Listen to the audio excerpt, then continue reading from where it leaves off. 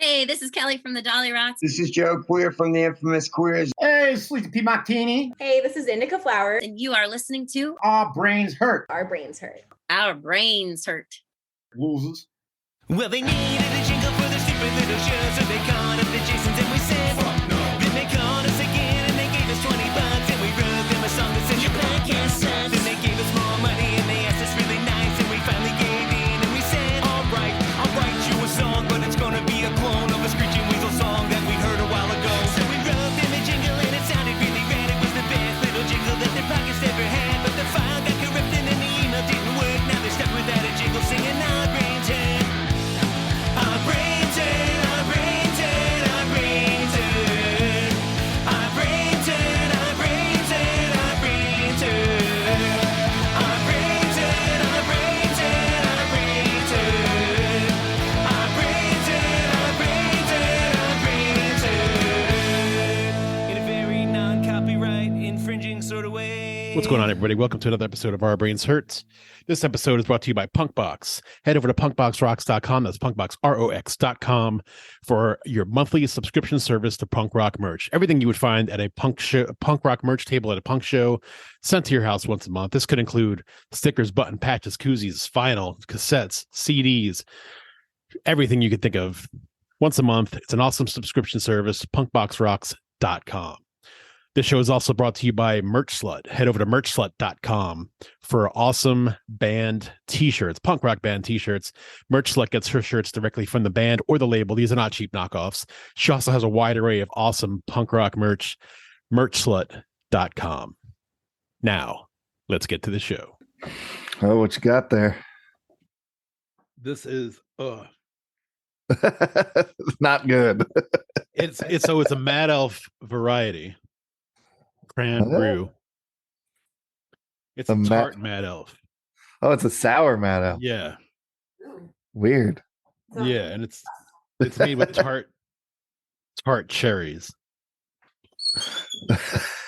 I'm not a sour beer person, but it's Mad Elf and it's 11%. So two of them are gonna get me fucked up. So here we are. If two PBRs got me fucked up, two of these are gonna get me fucked up. And what a perfect night to do it. Exactly. You got yes. Here we are on this fine Thursday. Yes. You guys didn't ask for it. We didn't want to do it, but here we are. Bukkake podcast tonight. That's right. The heroes that nobody deserved. In lieu of Bukkake podcast tonight. I'm keeping it classy because that's what you do. I got a glass of wine. Oh, look at that. Look at that. That's what I bring to a Bukkake party. Those are high class Bukkake parties. Is there any other kind? Well, I go to plastic bottles of vodka Bukkake parties. Oh, damn. Jeremy officially already has the worst intro ever.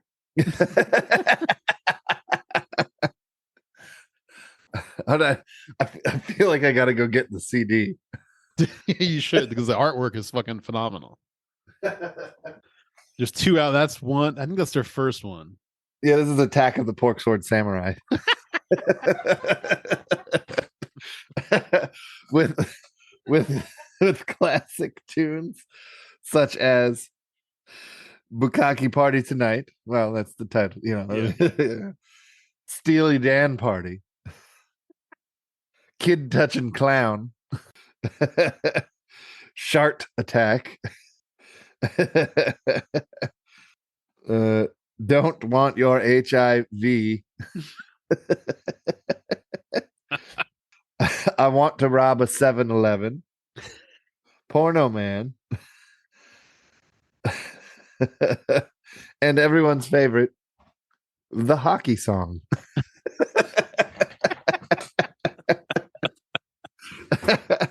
and yes, all you hockey fans out there, it is the hockey song, the one that you know. Yeah. A band called Bukkake Party Tonight off of the album Attack of the Pork Sword Samurai covered the hockey song. Because why not? Oh man. We should also mention Jeremy's current band, Subtastics, who yeah, they're great. yeah, and they were on Snubbed Records, still playing strong. We're gonna play a couple songs from Subtastics tonight. Of course we are. Maybe we'll fit in a Bukkake Party song. I had to open. Oh yeah. With Bukkake Party. I remember I remember playing with them and seeing them on the bill and being like, yeah, I don't know what to expect. and by the end of the night, I was like, there's nothing bad about this. Everything, yeah, there isn't. Everything's great. Yeah. Oh man, this stuff is bitter or whatever. It's hard. The Bukkake? Yeah. Yeah, I've heard. I've heard. Statements muttered at a Bukkake party. Yes, this tastes bitter. Please don't tell anybody else that I know. Does anybody else have any more wet naps? What is my wife doing here? No, please don't turn on the black light. And who brought the chimpanzee? Oh man, if I had a nickel. Let's see. But Jeremy and I grew up in this. We graduated same class, 95, Arundel High School. Shout out Arundel High School. So yeah, Jeremy has been in bands in the glorious scene that I always talk about. So, and of course, I always love having friends on the podcast. So I don't have to do any research ahead of time. Yeah. That's always good. It's just hanging out. My stomach gets all burpy. I'll have to mute this. All right, Jeremy's in the room. Oh, yo. Hello. Let me make sure I'm on the right microphone. I am. You are. Hooray. And this sounds delicious. yeah. You have a setup that's awesome. Fellow podcasters. That'll do it every time. You should only say, if you have a podcast, come on. That way I know you have a good mic. That's right. See, I know. I know. I do interviews with people occasion, and sometimes they'll call from their phone, and I'm like, oh. It's like 9 out of every 10 for us. Yeah. Yeah. You also have a far better voice for this than I think either of us do. Well, but you have a better face for everything else, so it works out. Yes, we all have the face of a podcaster. It's the body of podcasters. What are you drinking? Oh man, I'm drinking coffee. A lot of coffee. Oh, nice. Even though it's 8 p.m. because I sleep about 4 hours a night. So I drink coffee all day and then sleep badly. Probably because I drink coffee all day. Probably. But I'm on a drinking like alcohol sabbatical. I'm on a break. Okay. I'm not quitting because I don't like the finality of that statement. I know I'm going to fail at some point, especially if we play out of town. Like if we play out of town, it's a guarantee. It's like, all right, after we're done, I'm not driving anywhere. Something bad is going to happen. It happens every time. So I'm on a break unless I'm on location someplace. But at home, I really don't drink. So that's good. I'm the opposite. I started drinking. And I'm drinking some Mad Elf. This is like some weird like super bitter, not bitter. I keep saying bitter, sour. Yeah. Tart. Sour version. I didn't even know they made other Mad Elves. I've only seen it at Christmas time, and you're the only person I know that likes it. So yeah, this is left over from Christmas. This coming from the depths of my refrigerator. They only make it for Ron now. It's a very small batch. They only make 4. We did kind of an intro. Like we talked about Subtastics, of course, and Bukkake Party tonight. Oh boy. Well, we can talk about both. That's fine. Yes. Both of them have been about as active for quite as long, so it works out. Well, it came up quite some time ago, and we said one day that we were gonna have to have Bukkake Party on, but then Ron at that point said, well, he's in the Subtastics now, and I was like, well, great, we'll talk about both. So Gil from Bukkake Party would be fun on a podcast. He's a good guy. He's always got stuff to say. He's good. I'm not talking to the other 4 members of that band, so I don't know what they're up to, but we just don't talk. Was there 4 other members? Yeah, it was 4 of us total. It was myself, Gil, and then Curtis and 4 total. Yeah. Okay. how did I forget Charlie? Jesus, Charlie. Yeah. Yeah, but Charlie was always kind of like the odd guy out, right? He looked like he did. He worked in downtown Annapolis. And he looked like it, and he showed up for shows like that. And like, other than just the fact that he had an amazing drinking problem like the rest of us, we really had nothing in common. So after we were done playing music, it was like, hey, you want to hang out? And after one time, we're like, that was weird. We should never ever do that again. So other than music, I have nothing really in common with Charlie. So I have not talked to him in quite a long time. Yeah. I had to bust out the CD. It's amazing artwork. I have no tattoos. I wish I did, but every time I'm like, I know if I get one, the next day I'll have like 50, and I just haven't. And every time I was going to get one, thankfully, I was like, I'll drink on it and then I'll sleep on it and think about it. I was like, I don't think I can get that tattoo. That would have been bad choice. Although I like bad tattoos too, but like they would have been super nerdy. I'm super nerdy. So it would have been like, oh man, I have like the Intellivision Running Man and the Atari logo and like all this other crap. Like, what am I doing? So I'm glad I didn't do any of those. But that art on that CD, I do like the Pork Sword Samurai himself. I would have gladly gotten that. And same with the Subtastics, the classic Subtastics logo, which is really just a ripoff of Kids in the Hall logo. I would gladly take that as a tattoo as well. So. Yes, I love Kids in the Hall. I want to get the Bukkake Party tattoos of the pencil drawings on the other album. Oh, yeah. Those are good too. Those are excellent. Who could look the worst? And the answer was me, I think, but because I look like a weird clown on a unicycle. I'll take it, but that's what they drew me. They're so like delightfully disturbing. I don't think that's drawing. The guy that drew those, his name is Sean, and he'll just go to. He doesn't really drink or anything, so he'll go to parties and he'll just like stand in the corner and do whatever. And he always draws weird little pencil drawings like that of whoever is there. So for our wedding, we got like a framed picture he made of my wife and I.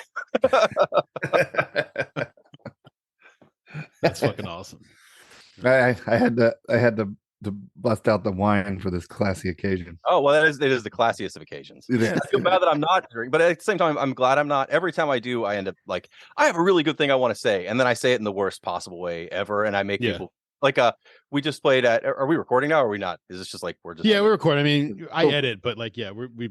But I like this podcast because it sounds like you're just kind of hanging out. Yeah, totally. It still fits together. It's not just like random sentences. Right. Oh no. But so we just played the not Savage Mountain Punk Fest. We did play that last year, but we played at the same place with like the Downstrokes and some other bands for I Electric think Frankenstein. Electric Frankenstein. We played that show. So yeah.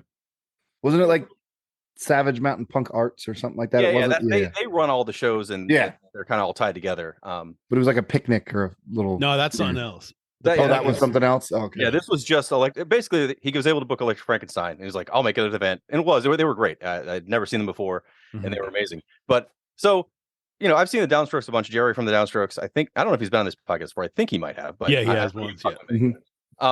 Yeah. I've seen them a bunch of times. But they have currently they have a new drummer and a relatively new bassist. He's been around for a while, but still not the they've had so many different lineup changes. Little ones here and there. But anyway, so they played this thing and they were really, really tight. They were really good. You have a good rhythm section. Like it just drives everything in a way that maybe you didn't quite have that drive before. And so instead of just saying like, hey man, that was like the best time I've ever seen you play before, instead of just saying something like a normal human being, because I've been drinking, I was like, hey, I got to tell you something. And I want you to know this. Every the times I've seen you, you weren't as good, but today you were really good. And I was like, why would you say that? Like you could have just said, great set, Jerry, and moved on. No, instead you're like, no, I really have to tell him like how much better this was. It's like, no, you don't. You don't have to do that. You don't have to say anything to anybody. You can just walk out and just go about your day and not make people feel really awkward. So I also think it's funny that normally Paul from Subtastics is like our social guy. He goes out and does interviews, or he'll anything where you're like, oh, we'll talk to someone from the Subtastics. It's probably Paul because I'm weird and I'd say things like that. But I was like, wait, I've known Ron sort of. I'm surprised I don't know Ron better than I do, since we've kind of been in the same circle for like 25 years. But still, I was like, I know Ron, I'm comfortable, I can do this. And Paul was like, well, I'm not going to be in town, so you're on your own. Don't screw it up. So before I keep talking, you should pause this episode and listen to Subtastic songs. You can find them on subtastics.bandcamp.com. Also on iTunes stuff, but Bandcamp, do it there, listen to them all, and then come back and then decide, I like that band, but this guy sucks, and I'm not going to listen to him anymore. That's fine. Totally. Well, we'll make you pick out a couple songs to talk about. I have a couple I think that would. So a lot of bands didn't do anything during COVID, and because all three of us, it's only a 3-piece for Subtastics, Paul, Ryan, and myself, and we all have like office jobs, so none of us were at work. In fact, I lost my job for a big chunk of that, so I literally wasn't leaving my house. So none of us went anywhere or did anything. So we're like, you know what? We're probably the 3 safest people we know. We're still going to practice. we have a fairly good. We're practicing in Paul's basement, so we have like a good size practice area. We're not practicing like. Where does Paul live? Catonsville. So Okay, good. it's not super far, but I used to live up in that area too. So and we're none of us live in Baltimore. We consider ourselves Baltimore area because it's either Baltimore or DC. No one's like, oh man, we're like a Crofton, Catonsville area, Columbia band. Everyone loves that. So we're a Baltimore area, but so it's up in Catonsville. So we practiced in his basement, and then we were like, oh, we should record an album because once this all blows over, we'll have this album ready and we're good to go. And we recorded that in like the fall of 2000, and then we put it out in 2001, and still nothing was open. And we have we have this full album plus a bunch of singles we put out afterwards. We played like 3 shows since we started recording this beginning with because nothing was open. So right. When I reached out to you because I was like, God, I'd love to be on this podcast. And after I was like, what am I doing? I have nothing active to promote. We have no shows on the calendar. We have this thing's been out for a year and a half, but I'm going to pretend it's all brand new. Otherwise, I'm just that's the type of guest we love. Nothing to promote. That's right. Nothing to promote and no goal. No, like I have no agenda. I'm just here to ramble. But you know what? Actually, my favorite episodes are the ones where it's just you guys most of the time. I like those kind of shows in general on a podcast where it's like, oh, the hosts are just going to talk about whatever. I mean, if it's a band you don't heard know that about a few times actually. So it's like so I have a podcast of my own that's myself and 2 other guys talk about old video games, right? That's what I like, and it's called Retrovaniacs, and we have episodes that are just mail. We get a lot of mail from people, and so we'll read them out. And those, some people are like, oh, that's my favorite show. I'm like, we didn't do anything. We just answered a bunch of questions for an hour. Like, oh, it's my favorite episode. So I like the ones where it's just you guys because you never know what's going to come up. Sometimes it could just be like, we're going to talk about politics for 20 minutes and whatever else. And then other times it's like, here's some shows we were into. Here's some other stuff. It's always interesting. When you're talking to a band, it's going to be focused on that band. Hopefully, if you're going to talk to Richie Ramone, you're not gonna be like, so Richie, let's talk about movies. Although he did talk about movies, but it was about movies tied to, so it made sense. But that's. Have you ever? Yeah, go ahead, Matt. I was gonna say that's like kind of the point. Is everybody else does that bullshit where it's like, you gotta ask the tough questions, and like to me, that's such a fucking cop out. Like the tough questions are the easy fucking questions, right? Yeah, it's all drama induced bullshit. The tough shit is actually having a fucking real, genuine conversation with somebody and ending on a fucking good note and being positive. And you guys do this where you can see each other, so it's easy to tell if they're just like, so you can tell like, well, this isn't going very well, or maybe that never happens. I don't know, but I would definitely like the person that happened to be like, well, we'll wrap this up. Sorry for this 5-minute episode. This was not what I imagined. We've been lucky. We haven't. I don't think we've ever had a difficult guest, have we? I could only point to kind of because she wasn't supposed to be the guest, but she started taking over. It was when we had the Soap Girls on. Their tour manager decided that Flash Mom. Is that their mother? Yes. Nuh-uh. Yep. Oh, okay. Well, I guess I never realized that. But yeah, she started to kind of take over, and a bit of that had to be cut out. A bit. I think that was a 4-hour episode we did. Yeah, we talked to them for a long time. And 20 minutes of it was for them begging me to piss on camera. Yeah, that's right. I totally forgot about that. That's like my number 2 note here. Ask about pissing on camera. I've wasted it now. I have to do it myself. And to be fair, I was drunk enough. And had they asked me one more time, I might have done it, but they stopped just in time. I think we're all lucky that didn't occur. But although you could just decide not to put this part on where you could see it. Yeah, exactly. Audio. No, like it didn't really happen. Didn't happen. Right. No. I don't know how I forgot about that. Yeah, I forgot about that. Have you ever seen a Richie Ramone movie? By the way, speaking of Richie Ramone, I have not seen Richie Ramone. Okay, if you want to be disturbed and watch the movie Head Cheese. Okay. It's the worst shit I've ever seen in my life. It's like, you know how there's some movies that are so bad they're funny. This is so bad it's funny, and then it's worse, and then it becomes not funny. And then it's worth watching, but after the first 10 minutes, I guarantee you'll stop watching it. That's not the one you were the producer of, is it? No, that was that's the vampire one. Well, that's the best movie anyone's ever made. Yeah, that's Protégé Moi, which still hasn't come out, which was supposed to come out 3 years ago. I don't know. I think I might have been bamboozled. But I do have an IMDb page. IMDb page because of that. So I'm pretty famous. I don't know. I have a lot of patience for bad movies. I like to find the worst movies that I can find. And not like, oh yeah, I heard this is like, everyone like Trolls 2 is bad. Sure, it is bad. But like I just go to like Tubi and find like what just came out on Yeah. Tubi. It has 1 star. I'm in. I want to check this out. And I'll sit through it because I'm working half the time. So I'll just like leave it on in the background, but still I'm just like, oh. The problem with that is there's so many like found footage movies that are not lit that if you're not paying attention, you're like, I don't know where I am. It's just black. I can see a light now and then. I can't see what it is. People are yelling. There's a clown. I'm good. I have a movie for you then. Yes. It's not found footage, so you can just thankful for that already. I like some found footage, but the worst found footage is the worst movie. Yeah. There's some found footage that are good. Yeah, there's a few good ones. What's found footage? What do you mean, Like found footage? Blair Witch Project. Oh yeah, okay. Yeah, and the ones that are good are great. And then there's a bunch. I mean, I'd say like 1% of them are great. 99% of them are awful, but those are some of my favorites. Yeah. But the bad movie that you need to go check out. I know it's on Amazon. You can rent it or buy it. It might even be still on Prime, but it's called Velocipaster. And Velocipaster, like like a velociraptor, but a Velocipaster.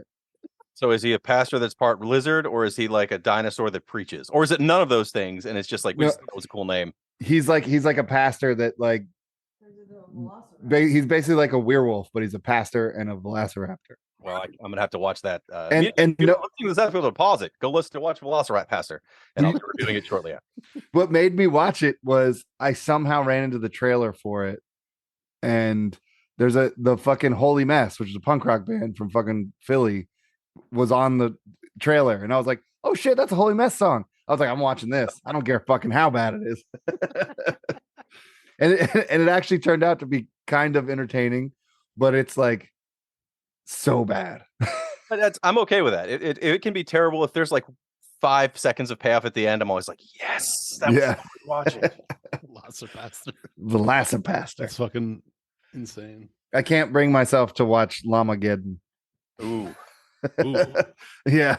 I have some homework the next couple days. Yeah, I haven't been able to press play on that one just yet. Llamageddon. But seriously, check out Head Cheese. Disturbingly bad. But all right, Jeremy. So I've talked on this show a few times about how rad our fucking local scene was around here. It was pretty amazing, and you don't realize it if you weren't here. Yeah, like going to talking to other people like as early as back when I was in college. I guess when growing up in the punk scene that we had here, I just assumed it was like this everywhere until I went other places and I would hear stories from other people about stories that weren't even like a quarter of and it just the further I got into punk rock and the older I got, the more I realized that we had something like really fucking special here. And it's so weird because it's just a small town between DC and Baltimore. But Jeremy was part of it. We graduated in 95. I already said, run to high school, shout out, run to high school. But Jeremy was part of it. You played in, what bands have you been in throughout the years? Too many. A bunch that never played anything. So I'm not going to mention any of those. Like everything before, I guess like my first band that played more than one or two shows was Lemon Joy, which was a bunch of guys, slightly younger than me. So I would have been just graduating high school and they would have still been in high school. But before that, like I was in a couple bands with like Kevin Trowell, who was in the Fuses, and some other bands. I was in 2 bands with him that played at like 1 or 2 shows and did nothing. And then I was in the Schismatics with Tom Yusko on your show. I think somehow still tied to it, but if he's not, listen back to old shows. Tom Yusko.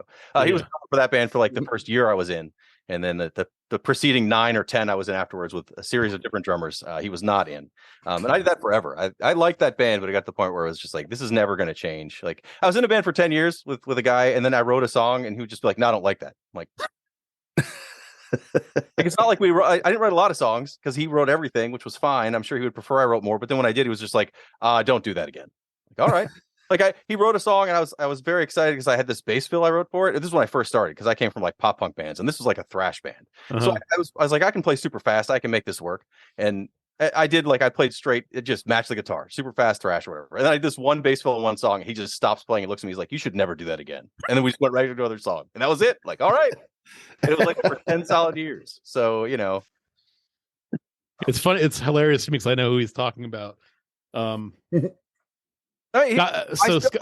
Ashland. Yeah, I'm still friends with Scott, but just he's cool as shit. I couldn't be in a band anymore at that point. I was like, I can't do it. Also, Yeah. he never slowed down. Like a lot of bands, you're like, well, we're gonna get more melodic, we're gonna do whatever. He's like, nope, I'm gonna get faster over time. So we had to get younger and younger drummers. So the drummer's 18, we're both like 34. Like, I can't do this. My arm is literally gonna fall off. We recorded a full-length album, and there's one song on there where he plays the bass the entire way through. Because after I tried for an hour, he's like, give me that bass. And he just took over, played that song the whole way through. I'm like, all right, that's fine.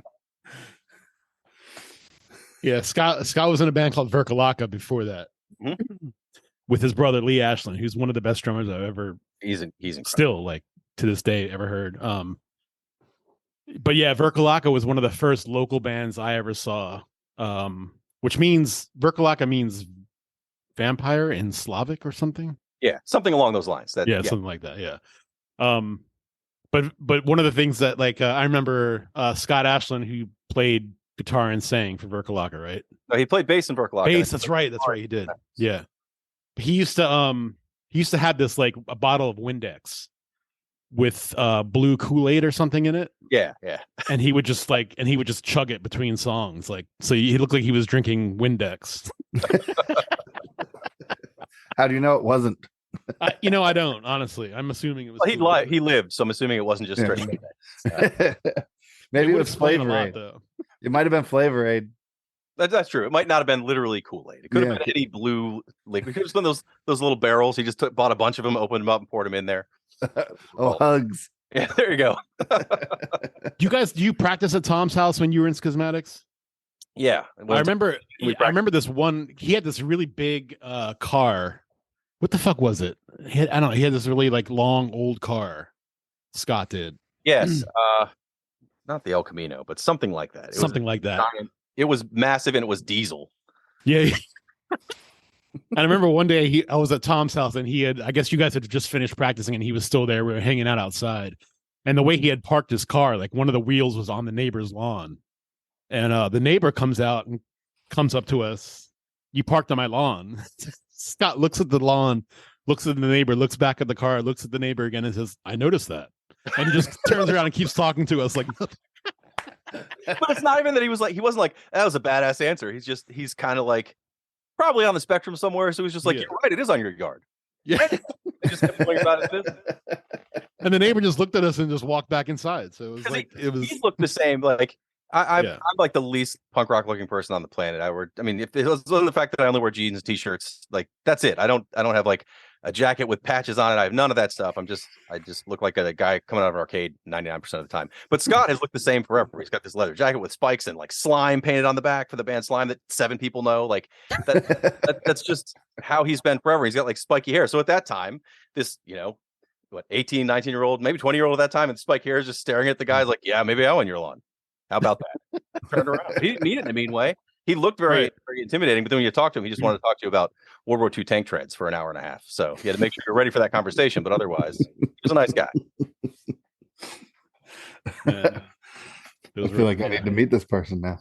That whole time frame, it wasn't just like here it was big and it's big continuous and it's been a big music scene. Like, it was like a 5-6 year window, and afterwards it just, like, stopped. It went. Yeah. My brothers. I have 2 brothers. One's 2 years younger than me. One's 4 years younger than me. The one 4 years younger than me, there was nothing. There were no bands. I was like, oh, is there anything going on? I was like, no, there's nothing like that, because the people that organized it all moved on. They were all roughly, slightly older than us or our age. I mean, Dana Lamacchio from our area, kind of like the big. She would book real venues. She would book fire halls, and she would book church, like church halls and stuff. And that way we had real venues with sound systems, and we could play there. And then once that organization left, there was just like, and everyone moved to Baltimore. Everyone grew up and moved away. Right. There was no younger person that kind of took that on, and but like that, even to the point where, I was talking to another friend about this the other day, that there was that music fest that she put on at the Anne Arundel Fairgrounds, so like the county fairgrounds. It's a massive area that she had a big stage, and there was like 15 bands, and it was huge. I remember it being like the biggest event of the year for us at school. Like, everybody was like, oh, we're got to go to this thing. It was packed. It was crazy. And that's bigger than a lot of festivals that I play now, which says a lot about Subtastics, but it also says just how big that was. Like, it was a lot going on there. Yeah. When was that? It was 96, 97. It was right after high school for me when that would have, or maybe it wasn't in high school. Maybe it was like 93, 94. I probably have a flyer. I'm not going to go dig it up because it means I have to waste everyone's time digging through a bunch of flyers, but I know I've got one. And it was No, we must have been in high school. So it must have been 93, 94. Okay. It was before I was in any band that did anything of value. So it was at least 93. Yeah, I remember the first show I ever went to was with Tom, and it was in not Dana Lamacchio, but Dana, fuck, I forget her last name, her basement, and I think she was a year above us. She was like this punk / hippie chick with dreads. I know exactly what you're talking about. I don't know anyone's last name though. Yeah. I suck. Even people I hung out with every day, I'm like, oh, you know, Mark. I'm like, I don't. I'll see their face. I'm like, oh, that guy. That's the guy that likes. Like, I know things about people, but a name, terrible. Even people I work with. Like, hey, there's Chuck. Like, his name's not Chuck. I'm like, well, I've been calling him Chuck for 2.5 years. He's never. That reminds me of Ron Swanson from Parks and Rec when he says that he likes to call people by the wrong name just to let them know that they're not friends. But yeah, so the first show was in her basement. I was probably a sophomore or junior in high school. It was Webster and Plunger, who were like two, pretty big bands from our scene. They were our age. They were the biggest bands, literally our age. Not even above or below or from Bowie or anywhere else. Like, they were the biggest bands from our area at that moment in time. Yeah, totally. And I guess like, so I remember sneaking out of Tom's house to go to that, and we were walking back from the show, and Tom's parents had gone out with friends of theirs for dinner, and we totally had like a Ferris Bueller's Day Off moment where we were walking past the house where Tom's parents were dropping their friends off, and we had to just sprint home. Not through anybody's house or anything, but that was the first time I ever saw a local show, and I was like, man, this is fucking cool. Like, it was every weekend. Every weekend. Something either at the Crofton Fire Hall or Baldwin Hall or what was it, the Severna Park something club. I mean, there was something every weekend or in someone's house. The house shows were less frequent. I thought there were more often at one of these other places, and it was just a guarantee. It was like, oh man, there's nothing going on. I'll just go to one of these places and something will be happening. I'll go see a band. Totally, yeah. And like I said, Matt, like we had like the P-Tanks and Blank were probably two of the big ones from our area. P-Tanks were the biggest, I think. That were really from there. I mean, like Avail played the Fire Hall at one point. Like, there were bands that came through that were notable, but from this area, like the P-Tanks were probably the biggest. Yeah. Good Riddance played the Fire Hall. Yeah. Once. Yeah. I mean, after like that DC punk hardcore scene from the 80s going into the 90s kind of fizzled out a little bit. It went out into the suburbs. Yeah. Because we got some of it down here too. Like Fredericksburg, Stafford oddly had a really cool, punk rock circle, kind of just like, what you've always told me about up there, Hans. It was weird. There has to be other, suburban places around DC that happened as well. But yeah, it's crazy. Yeah, I don't remember a lot. I mean, there was definitely like I think it was just that we were so kind of in the middle of everything. So you could get, between Baltimore, DC, and Annapolis, like Crofton Bowie's like right there. And so the fact that there were places you could play and it was easy to set stuff up because there was somebody actually organizing it. I think that's just why, because I mean, Annapolis didn't have a lot of places to play, as I recall. I think there was like a pizza shop and then houses. Like, there wasn't venues that wanted. Right. I mean, we were kids. That makes me sound like a 99-year-old man, but I mean, we were 16, 17, so they didn't want 16, 17-year-old kids playing at Ego Alley. That's not a thing. So, unless you're white boy reggae. Well, then maybe, but some of that still played in the same scenes with us. There was a big funk rock wave that I thankfully like narrowly dodged. By not being good enough. Like, I dodge a lot by not being good enough. Like, hey, what you want someone to sound kind of like the Ramones kind of stuff? I'm your man. I can do it. Yeah. You want someone to be as noisy as possible? There you go. There's your guy. Oh, I gotta play some like another chord. Not me. Move on. Yeah, totally. That's on I don't know which shit. One of your recent shows, Ron, you had said like, I'm not a bass player. I'm just a guy that plays music in a punk band. Yeah, that's exactly like I'm passively a rhythm player on my best day, and otherwise I'm the worst guitar player you'll ever see, and that's fine because my whole goal is to be as loud as possible so that you're like, man, that band with only 3 people sounds really full, not good or bad, just really full. That's full. Like full. That's a good compliment. Yeah, I'm not a musician. I'm a punk rock bass player. So. I always like to find out like who kind of like the first bands people like punk bands people fell in love with to get them into punk rock. Do you remember who that was for you? For me, it was Dead Milkmen. I did like the Milkman, but for me, so I was into the whole reason I started playing music at all was when I was in 7th grade. Me and a couple other guys were like, "Oh, we want to start a band." We had no business starting a band because those guys all wanted to play Metallica, and I wanted to be in like the Red Hot Chili Peppers, but the early Red Hot Chili Peppers, right when they were just fast and goofy. So I was like, I want to do that. So we all bought instruments, and I bought a bass, and I was like, oh man. So I tried to learn how to play slap bass, and thank God none of those recordings still exist. I was in plenty of bands where I attempted to pull that off, and it never worked. Thankfully, those are all gone. But so I was like, I really wanted to play, that kind of. I thought that was punk rock music at the time. I was like, it's fast and it's thrashy, and I guess the early stuff you could say is borderline, totally punk rock stuff. So I was like, we had already mentioned Lee Ashland before. He was like, let me give you a tape. I'm going to give you a tape, and I want you to listen to this. And I didn't realize till later it was just a copy of some Oi compilation. So like the first track that's on there is The Blood, and I was like, this is the best music I've ever heard. And then the second track on there, I forgot who it was, but I still was like, well, no, The Addicts. I was like, well, this is the best band I've ever heard. So that whole Oi like. Cassette was like my only punk rock music for probably 6 months. I mean, I listened to stuff, but like nothing grabbed me really. And then when the first time I heard Boogada Boogada Boogada by Screeching Weasel, I was like, well, this is what I want to do. I can do what this is. I like this. This is great. I can learn how to do this. The guy can't sing, neither can I. This is awesome. I would love to do this. And that was the hardest part for me. When I started singing, I kept like, I was like, oh, I can sing. And then he would just ape whatever it is you like. So I was doing this like super nasally voice to sound like Ben Weasel. And someone was like, why don't you stop doing that? Just try singing. Just try it. See what happens. And so now, unfortunately, I think it's too smooth, but whatever. It's my voice. I got to go with it. So yeah, I'm more Dr. Frank than Ben Weasel, but I'll take it. Yeah, we're punk rock singers, man. We just try. Right. Yeah. We don't actually sing. Emotion is the best part. The actual like skill. I can go see Michael Bolton. I'm not going to do that. I want to see some guy who's up there, just like, his throat's bleeding. It means he's having a good time. Hey, everybody! I just played a show last night. It's pretty cool. Yeah. And everyone works like, that's great, man. I don't care. Now that's the worst. I don't know if you guys have I know you've been in bands. I don't know if you're currently in bands still or not, but I think I want to ask about that later too. But when people at work find out, like at your job, find out you're in a band, and you're like, and now I don't mind because like Subtastics is pretty safe, right? I mean, it's basically songs that sound like, 90s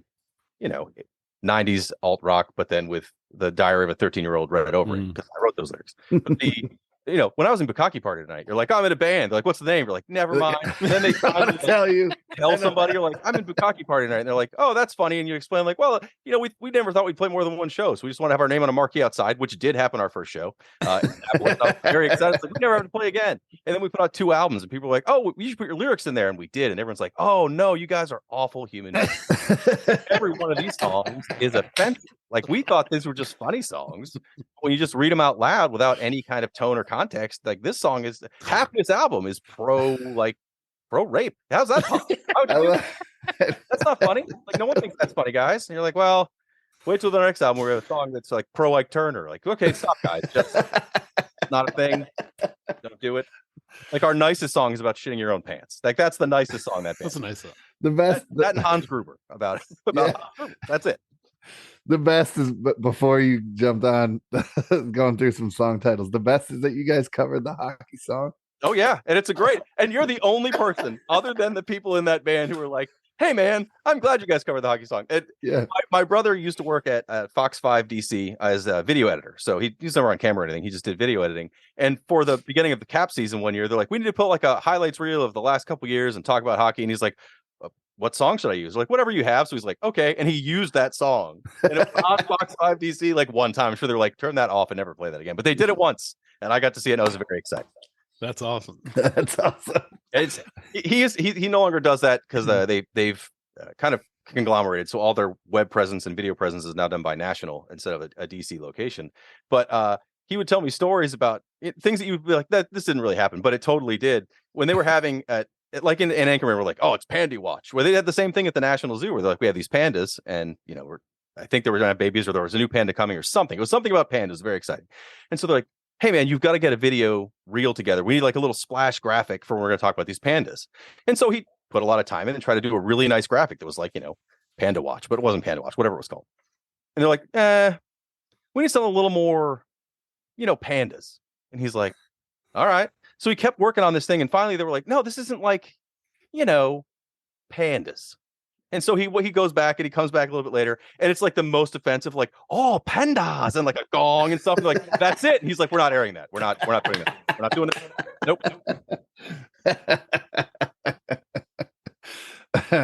And that's it. So if you like the Subtastics, I'm sorry I just did a bad Asian impersonation, but it was to tell a story about other people asking for that. Yeah, so yeah. I wasn't really doing it. Sorry, Paul. I apologize. It's okay. You can do that on this podcast. Yeah. Very bad. Very bad. Take it out of context. That's going to play at my funeral. Like, oh, remember this guy? Let's check this out. Here's this panda impersonation. We're editing everything else out except for that 5 seconds. Over every time. That's the whole podcast. It's that and Bukkake Party Night lyrics. It's read out by AI. We're gonna isolate it and put it right at the beginning of the episode. That'll be the. I went from Schismatics was like a serious band. Like all those lyrics were serious. I mean, there were some that were funny or based on movies, but mostly it was just angst and punk rock. They're great lyrics. Scott was actually very, very good at writing lyrics. Yeah. Serious. So then I'm like, well, I'm gonna go from that band to the dumbest band that's ever existed, and that was Bukkake Party Night. Now I'm like, all right, now let's go back to songs that sound like I should have written when I was 13. Write them now though, 45 years old. Perfect. How did that band start? Which one? Bukkake Party. So I was still in Schismatics at the time, and Curtis, the bass player, and myself were like, we need to find something new that's not going to a bar 6 nights a week, because we're one, it's not healthy. Two, we've had our share of police incidents. We had to find something else to do. So instead of going to a bar every night, we'd go to his house and drink and write music every night. And then Gil was a friend of ours for a long time. He's known Curtis longer than me, and I've known Gil for a long time. And then we couldn't find a drummer. We had asked, actually, Tom was at one point like, oh, I'll play drums, but then schedules never worked out. Tried some other people, and either they never came or it just was awkward. And finally, we're just put up like I honestly think it was Craigslist. It was some kind of like general musicians post. And this guy shows up who looks like he came out of his accounting firm and decided to play drum kit. And we had the drum kit at the practice space. We already had our own. So it's not like he came with drums. He just shows up, no sticks, nothing. And he starts playing. It's all really awkward. It wasn't bad, but it was just kind of like, you're trying to play like super thrash and the guy's playing AC/DC drums, right? You're like, okay, it's keeping tempo, but the rhythm's not right. And then at one point he looks up and he's like, oh, is this like Pennywise? And we're like, yeah, sure, it's like Pennywise. And he's like, oh man, this is awesome. It was just, from there it was good. And it worked out really well. It was a lot of fun until it got to the point where we were just kind of like, we have to tell people what this band is. And we probably burned a lot of bridges by not being the smartest people, playing shows and then just getting overly drunk, and we didn't get in fights or thrown out or anything, but it's like, you pissed off the promoter. Nice job. Like, oh, well, sorry about that. That's the whole circle of bands from that time. It's like us and Blinding Eye Dog and some other bands, and all those bands kind of like, Baltimore was eventually like, we're not going to book these bands anymore. These guys are just not a thing. So we move further out. I remember lots of love in Pennsylvania for those bands. Not a slight on Pennsylvania. Every Pennsylvania show was the best time I've ever had. So yeah, I remember playing with you guys, and we're coming to the show. We were like, "Who the fuck is this band?" We were laughing the whole way. Like we're like, "This has to be a great night. There's no way this isn't going to be a good night." Either this is the best band ever, or some terrible art rock thing that no one's going yeah. We were so curious, and then we watched you play and loved every second of it. I was easily the most. If I wasn't on, and that's not to say that I was like I had to be on and that band sucked, but like if I was not on, like if I was too drunk to play, like that was not good. And I'd say if you came to like the last 5 shows for that band, I apologize in advance. I was not in good form. There was a show we played at Metropolitan Annapolis. And a friend of mine came out. I hadn't seen in years. And I was like, oh, this is great. We're hanging out. We're supposed to play last. You might have been on that show, Ron. It may have been an Ailman show. I don't remember, because this is what I'm about to tell you. So I'm talking to this guy, and he's, oh, let's do some shots. Like, yeah, let's do some shots. We'll do great. And then I wake up at home. So then I call the guys. I call Gil next. I'm like, I'm so sorry I left. What did you guys do? He's like, oh, you were there. You were there. That show. Did I? He's like, yeah. Didn't you think it was weird? You had all your gear out in the car? I was like, I thought he just snuck out. He's like, no, you didn't. You didn't sneak out. Everyone knew you were there. I'm like, uh-oh. Not good. Not good at all. That might have been the show. If we were very bad and last, then it was probably one of those shows. No, you guys were one of the first bands when we played with Savage Remains. Okay, then I was probably good then. If we played early, Because it's funny because you were supposed to headline that show, but then you sent me a message a few days before the show saying, "Hey, you asked if there was any way you could play first or second, because when you end up, you said when we headline, I drink too much." yeah, it's guaranteed true. Yes, so we moved statement. you. Yeah, so we ended up headlining that show with Savage Remains, but I think you guys played first or second. Yeah, I'm trying to remember. Very tight. There was 4 bands that played that show, and I'm trying to remember who the 4th band was now. Yeah, I don't know. I mean, don't remember. Whatever. All that matters is Bukkake Party Tonight, Savage Remains, and the Elements now. Yep. It wasn't Pain, was it? No, it wasn't. No, Pain. I never played with Pain. Actually, it's Okay. not. I did. Oh, not it there. was Idle Minds. Okay, that. Actually, Okay. Yeah. Yeah. All right. Well, let's chat. Let's talk Subtastics. After 45 minutes, let's go on the thing you said you're here to talk about. Perfect. Paul's gonna kill us, but all right. That's Let's fine. get to the It's Subtastics. Let's exactly get what you to Subtastics. expected. The Subtastics. Yeah. All right. So I know you have 2 songs for us. We'll get to those in a second. But when and how did Subtastics form?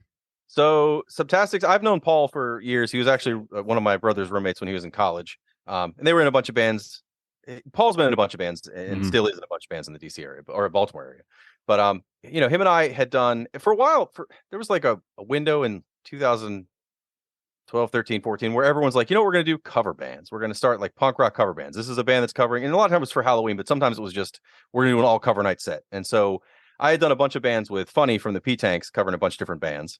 And then we realized no one has ever covered, not no one, but no one in the circles we were playing in these groups was doing Dead Kennedys covers. So Paul and I and 2 of our other friends, Rich and Lauren, decided to do a Dead Kennedys cover like band called Well Paid Scientist. I was Well Paid Scientist, yeah. Well Paid Can I just stop you right there for a second? I actually liked Well Paid Scientists more than the Dead Kennedys themselves. And I know that's I because I've said this on the podcast before.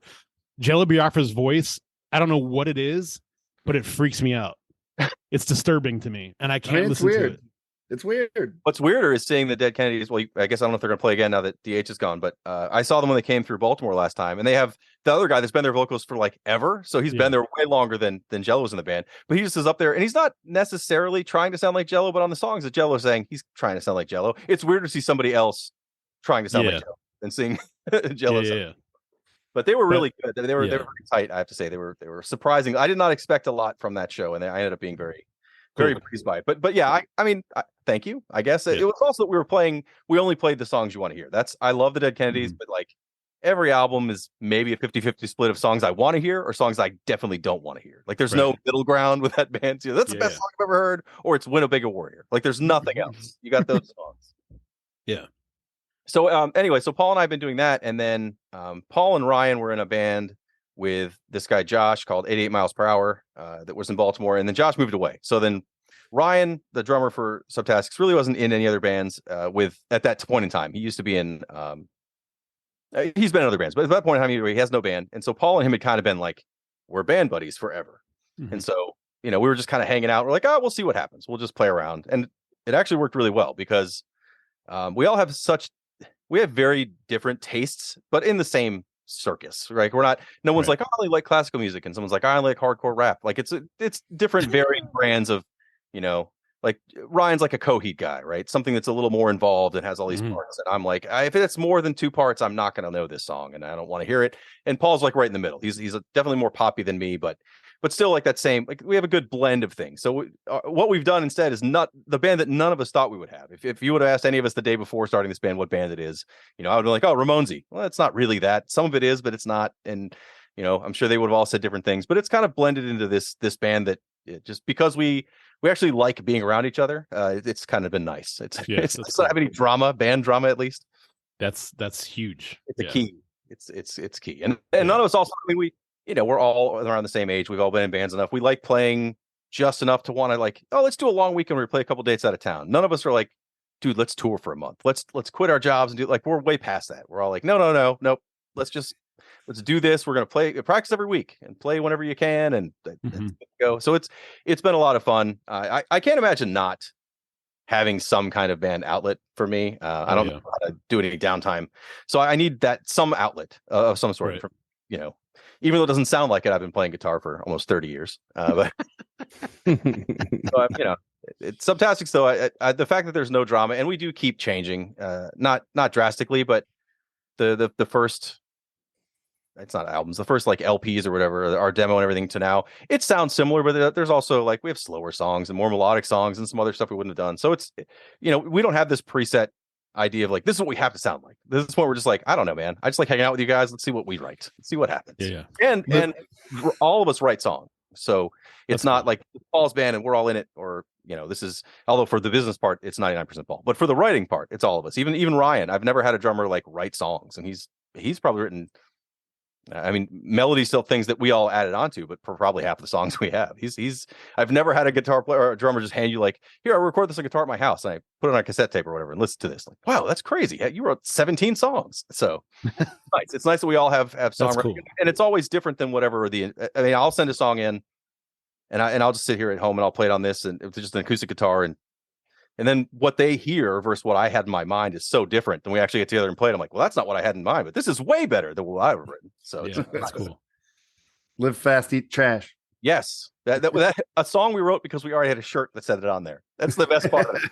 We had a shirt that said "Live fast, eat trash," and we sold so many of those shirts. I was like, why don't we have a song that says that? Because that's really simple. And so that's probably the most Bukkake Party style song we have. That's just fast and dumb, and it's a minute and 10 seconds long or something. But I love awesome. it. The header on my Facebook page is a bunch of raccoons, and it says, "Death is coming. Eat trash. Be free." That's awesome. So you have 2 songs for us that we're going to play. Talk about them. So the first song is called Monkey's Paw. I wrote it about how I really wanted out of my job. I had this job for 20 years, and it was at the point where I was like, I can't just quit because I wasn't capable of being like, I'm just going to walk away. I needed the money also, but nothing's worse than a bad job than looking for a job, So I was also like, I didn't want to quit this job, but it was at a point where either I was going to get fired or I was going to lose it and flame out and like, tell everybody off and storm out of there. Everyone's had a job like that, but I had it for so long. I was like, I've wasted 20 years at this job to walk away with nothing. I can't just get fired. It's my only reference that matters. Like, I have McDonald's and this job. So I need, So I kept wishing, I was like, I need to get out of this job. I need anything to happen to get me out of this job. And then COVID happened, which isn't really what I meant, but it worked. It got me out of that job, and I got so it's all your fault. And I got a bunch of unemployment money. Like, it all worked out for me. Great. For the rest of the world, not so much. Yeah. But it worked out great for me. So that the idea of the song was, watch out what you wish for. So that's the newest. Along with putting out a full album, we put out a collection of singles on Bandcamp that we also recorded over this kind of window when nothing else is going on. So that's the newest single is Monkey's Paw, and a song called Lying Song that's very Sam Miami. But I didn't pick that one. I picked the one that's more like Chicks Dig It. So there you go. Sweet.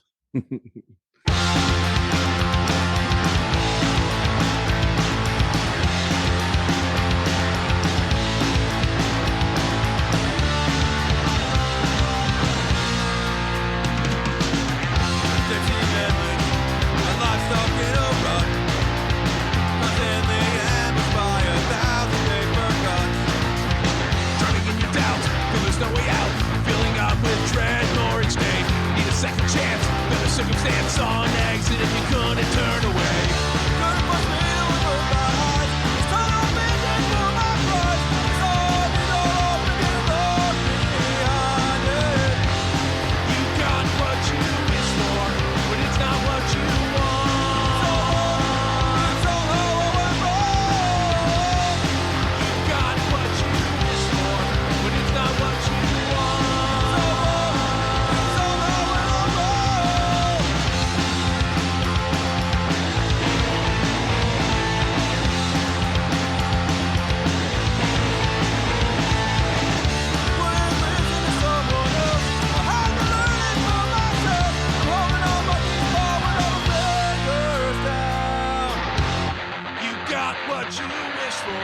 But it's not what you want.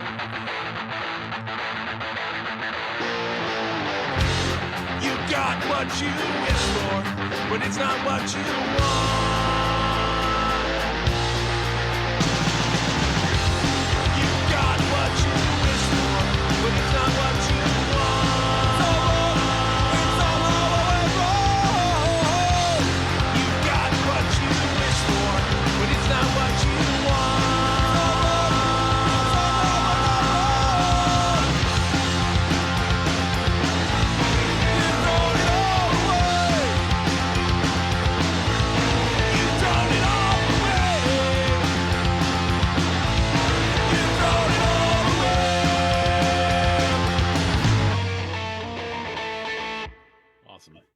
Chicks Dig It. We almost had them. Play, Yeah. Fucking. You almost had them play, or how? Yeah, we almost had them play our show last. winter. OBH Fest. Yeah. Yeah. That would have been incredible. Yeah. That is one of my favorite bands of all time. I was thinking of you when I was trying to book them too, because I remember you telling me that they're one of your favorite bands of all time. Their first album, that first Chicks Dig It self-titled album is the most played album I own. I've listened to it. I mean, I don't skip any tracks. I've listened to it nonstop. I mean, I have it on CD, not on vinyl, but I would buy it on every single format because I listen to it all the time. It's so good. Yeah. Yeah. The what's the one that I fucking love? God damn.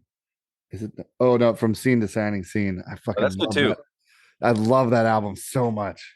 It's so they don't have a bad album. Everything they put out is solid, but that first album is just like start to finish. It never stops because they're all like 16, 17. So it's just nonstop. The drums are faster than you can possibly imagine someone playing drums, but not like grindcore, but just like if you're playing drums like the Ramones and you're really playing as fast as you can, you're like, how's that guy doing that with a hi-hat? How's he doing this? It's insane for a whole album. It never slows down.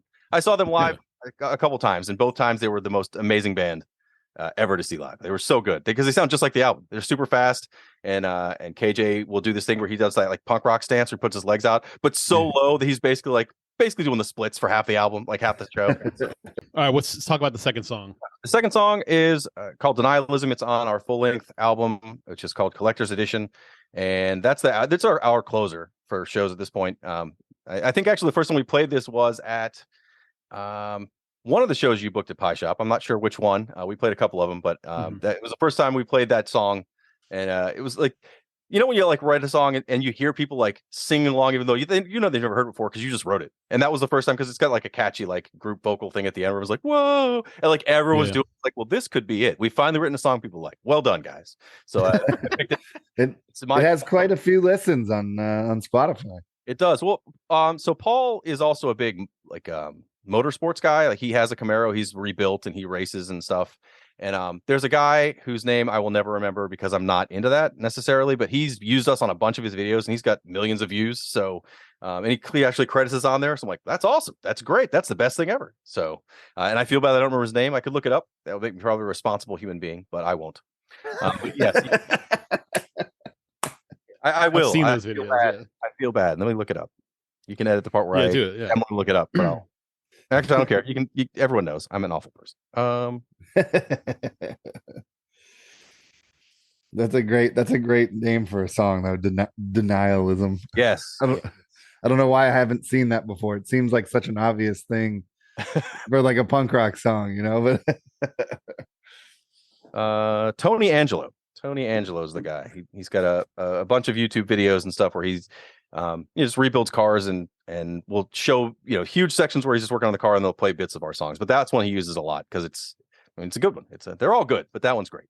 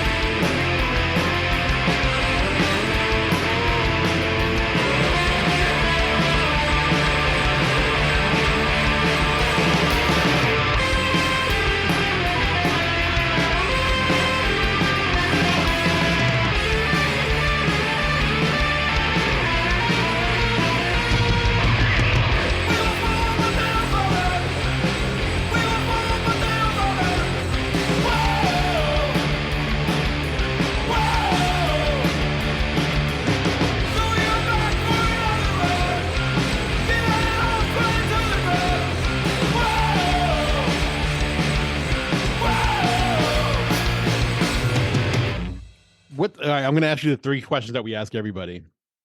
What about pissing on camera? Is that one? If we ask you, will you piss on camera? Well, that's going to be one of them now.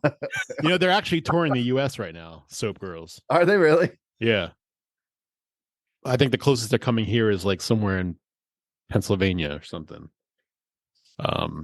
Anyway. Okay. If you were on death row, what would your final meal be?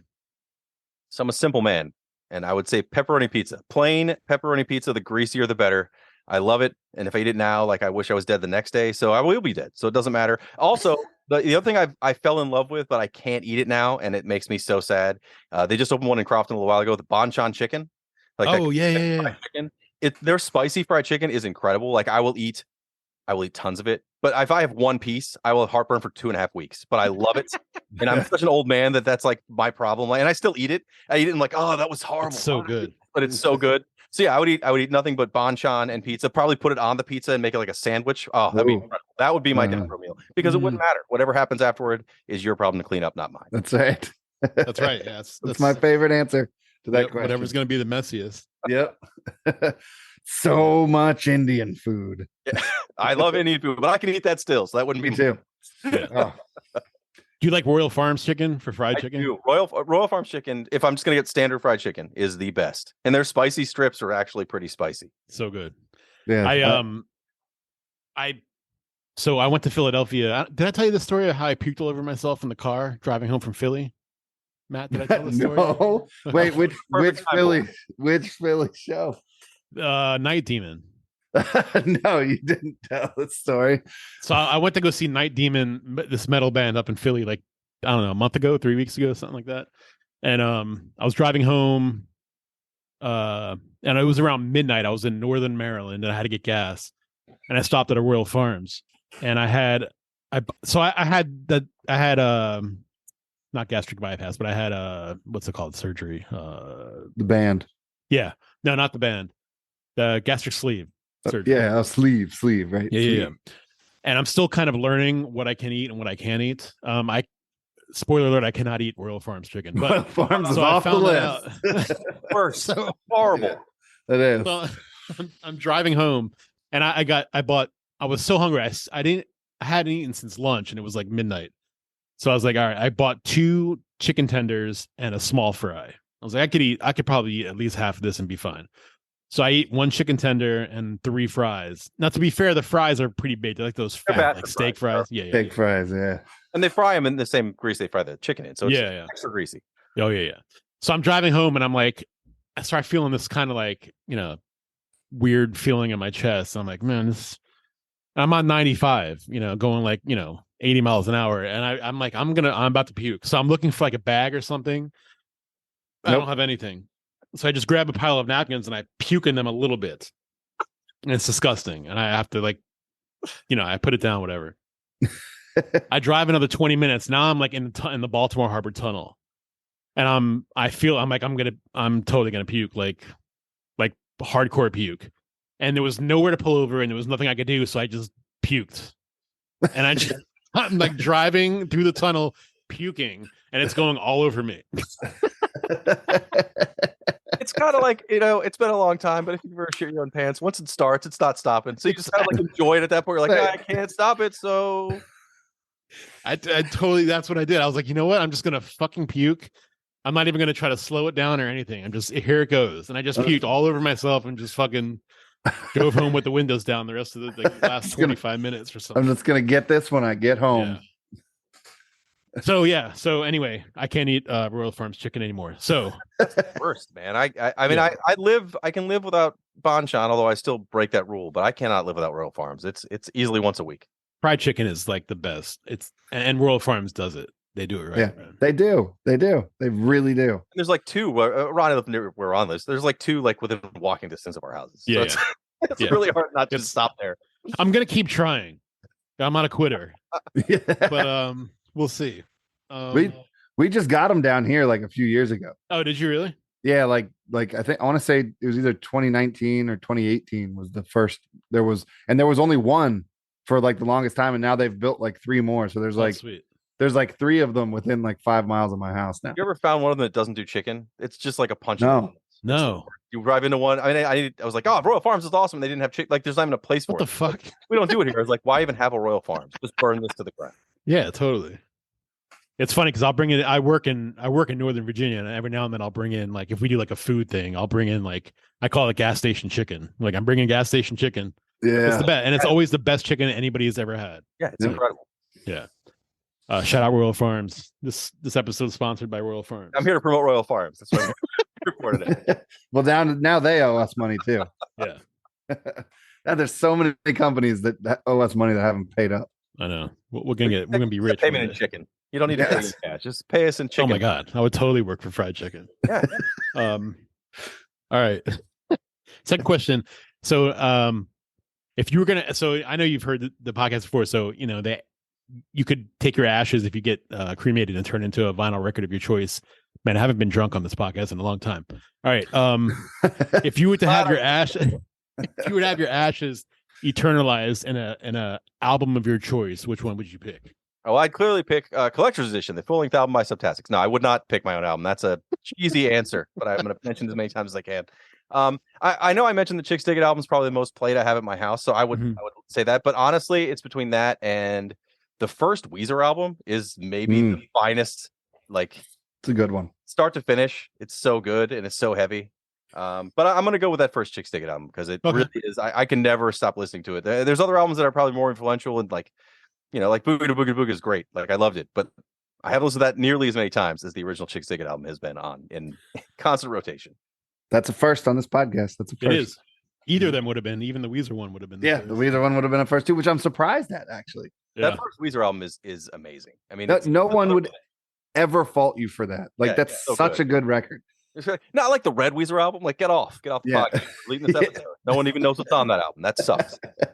Just pick Hurley, jerk off.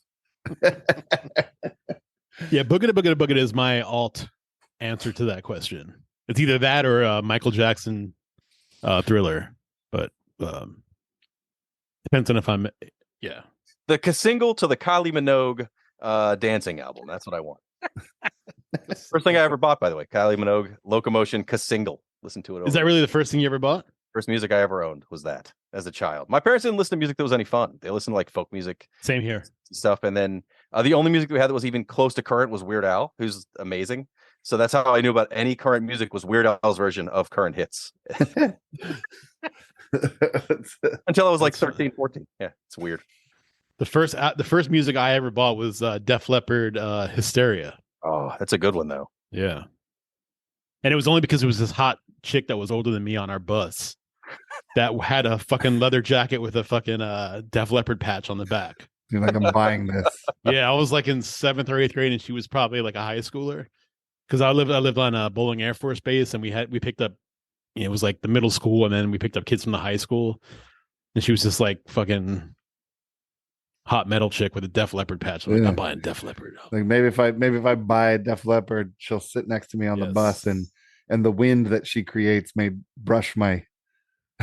Exactly. It's a valid reason to buy an album. I bought some for many, many worse reasons. So that's you can at least be like, this is why I bought it, as opposed to like, Jeremy, why'd you buy that first El Salvador album? Like, I don't know. I bought it. She will pour some sugar on me. Okay. All right. Who is on your Mount Rushmore of punk rock? You get 5 people. You get a Crazy Horse. I mean, it's easy to just say like, well, I'll pick the original Ramones, right? That's an easy top 4, but I'm not going to do that. That seems. I just have to pick one because the Ramones really is. I mean, without the Ramones, there wouldn't be any of the stuff that I enjoy. And since I'm going by emotion and like the feel anyway, Dee Dee is the one I'm going to pick. Dee Dee Ramone on the there. I already mentioned that no one likes like covers the Kennedys that often. And once I started doing it, I realized that a lot of the stuff I like doing on guitar and things I learned from playing that has made my guitar noisier in a good way. I never used pedals. I was playing guitar for years with no pedals but a distortion pedal. And after doing those covers, I was like, I'm going to buy a bunch of pedals. That's fun. So I'm going to go with East Bay Ray is on there. Greg Ginn, because even though he may not have a good version of Black Flag right now, the way his solos and the kind of haphazardness of it is what I aim for. Actually, I think I like that. I like those kind of discordant solos that sound like they're falling apart in parts. And so I actually am intentionally doing that. When you listen to anything I do, you're like, that guy doesn't know what he's doing. But I'm intentionally trying to sound like it's falling apart because I like how Greg Ginn solos are. There's a lot of good punk rock vocalists, but I'm not going to pick a punk rock vocalist. I'm going to go with Shane MacGowan because I think he's very punk rock in many ways, but also he's one of the best vocalists, like lyricists, and I love the way he sings when he's really hitting. It's so good. When he's live, sometimes wasn't so good, but still fun to watch. But like those recordings of like If I Should Fall from Grace with God, that whole album, like Broad Majestic songs, they're so good. They're so spot on. So Shane MacGowan, and then I already mentioned him, but I would not be into music at all. And he's also the best live act you'll ever watch is Weird Al. Hands down, Weird Al's band is the best band you will ever see. Weird Al. I mean, I just saw them on the tour they just came through where they played like no hits. It was like all the B-sides and the out songs no one ever picks, just the ones Al wanted to play. And they don't even have costumes. It's just the five of them sitting on stage, and note for note, the most perfect concert you'll ever see. Where you're like, they have to have backing tapes, but why? Why would Weird Al have backing tapes? Doesn't make any sense. So spot on, solid, and most amazing concert. That's a great list. That's my 5. I think you're the first. Is he the first Shane MacGowan? Yes. How the fuck is that possible? I don't know. This is the 134th episode. But yeah, he is. That's as far as I can remember. That's the first. I mean, the first time I heard that band, and maybe I think let's be honest, every guy who was in his between 18 and 25 drank more often than not. Probably was like, I love Shane MacGowan. That's when I fell in love with Shane MacGowan. But it's still like, I still listen to it all the time. Like the songs that are on are so good. Even some of the solo stuff, which wasn't for the most part as good at all, there were still some real like solid Shane vocal performances on those. Well worth listening to. And yeah, again, his lyrics, when you actually read them out, you're like, well, I bet the guy who wrote this was like a fine gentleman. You're like, no, he wasn't. But these are great. They're so good. And it's so shocking that he's still alive. It's amazing. Yeah. Pleasantly amazing. So I saw them. I mean, not recently. They haven't come to the U.S. in a long time. But the last time they came through, I saw them like, I thought I'd never see that band with Shane. And I figured I wouldn't see them ever anyway. And I saw them in their reunion tour in New York. I drove up to New York City to see them. And then I saw them 2 times in D.C. And they were amazing every single time. I mean, this was all, reunion. So Shane was kind of in control. Sure, he had some nights that were on or off, but he wasn't like messy 80s Shane. He was I with you at the DC show at the 930 Club? One of the ones we were at with. Yeah. So I saw them there, and I saw them at the Rams Head in Baltimore once. Yeah. So they had those breaks in those shows, where Shane would just leave for like 3 songs. They would come back. Like, okay, good. Yeah, take a nap.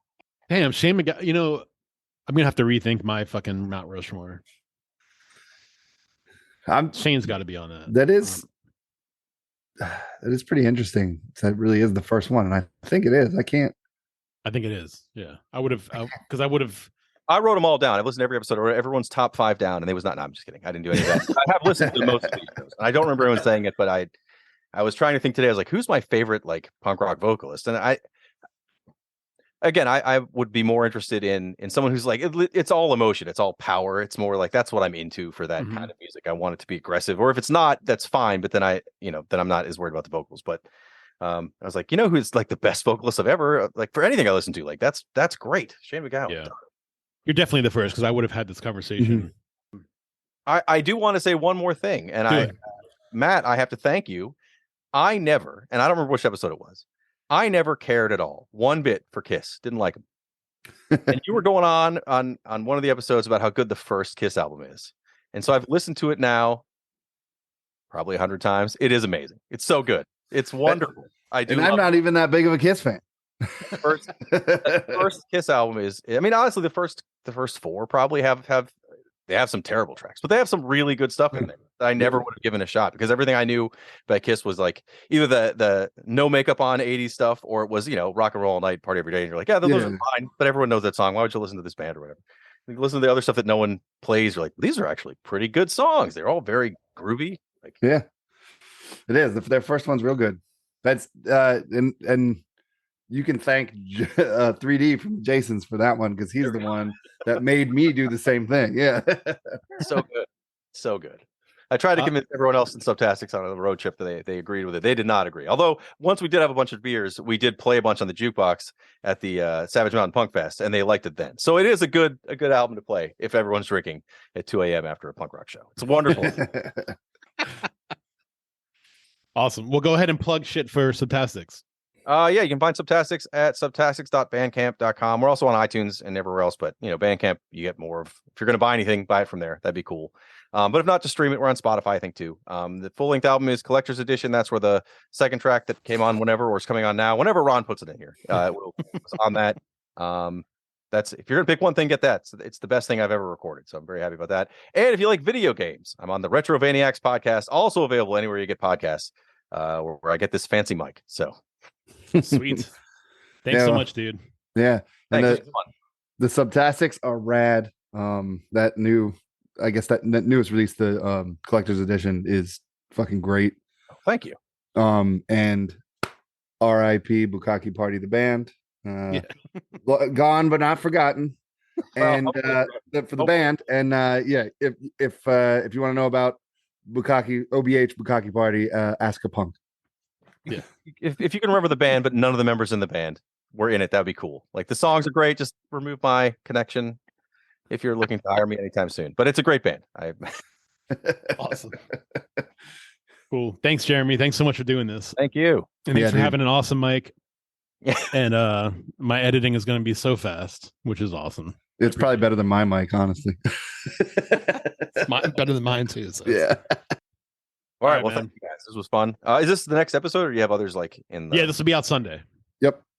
All right. Well, yeah. I didn't have anyone to tell my porn stories to, but I'll save that for another podcast. Next time we'll have you on again for sure. Time. Yeah. Yeah. Awesome. All right. All right, Jeremy. Thanks. Bye. Later. Later, dude. Thanks for hanging out for another week. Be sure to check out punkboxrocks.com and merchslut.com.